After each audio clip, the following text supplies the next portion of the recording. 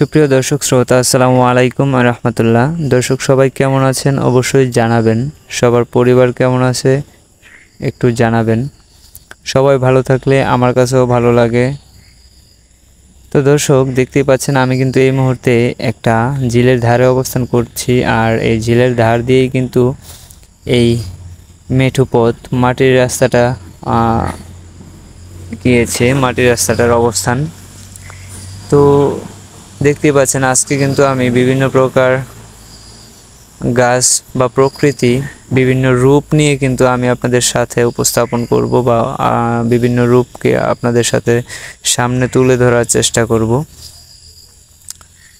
দেখতে পাচ্ছেন ডাটা কিন্তু ঢেঁড়স গাছে কিন্তু ফুল ধরছে, দেখতে পাচ্ছেন।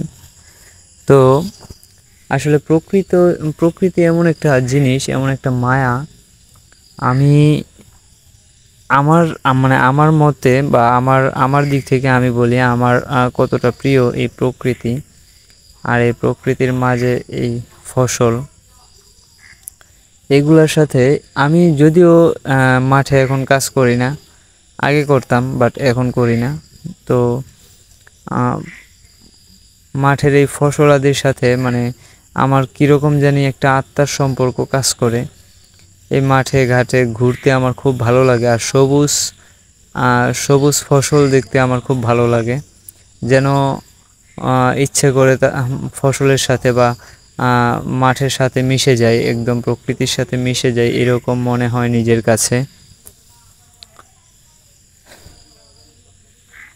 আসলে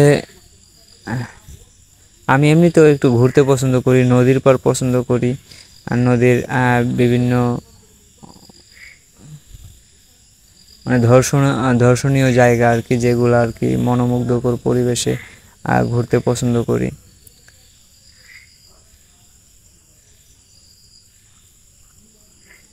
এটা হচ্ছে আমাদের এলাকার মেঠো পথ। আসলে এরকম মেঠো পথ কিন্তু এখন আর সচরাচর চোখে পড়ে না, আপনারা অবশ্যই জানেন। এবং আপনাদের দেখেন এই মেঠো পথের পাশেই কিন্তু এই বিলটা অবস্থিত, আর বিলের মাঝে ওই জালটা দেখতে পাচ্ছেন। অবশ্যই ওই জালটার নাম হচ্ছে খরার জাল, আমরা এদিকে খরার জাল বলে থাকি। সবার গ্রামে এটা কি নামে পরিচিত অবশ্যই কমেন্টের মাধ্যমে জানাবেন।